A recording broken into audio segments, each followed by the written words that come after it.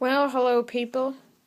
Today what we have for you today is a really nice and a really beautiful, also non-working Century USA American pocket watch.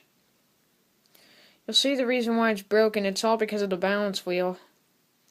And you see the spring looks good and stuff. It still spins. But this is where the problem comes. Look at how the balance wheel kind of moves.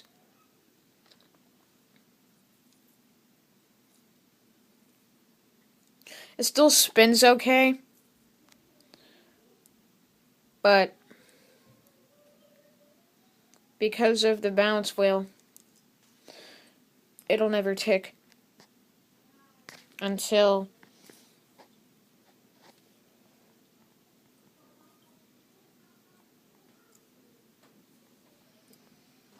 I already tried moving the escape wheel. Nothing really seems to happen.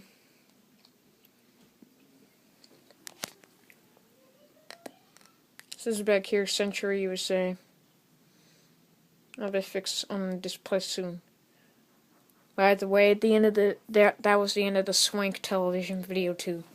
Pierre got his postcard and agreed to posting a lot of the educational shows up. But anyways, that was it. It's also missing the stem, so I don't know if it's wound or not. So there it is.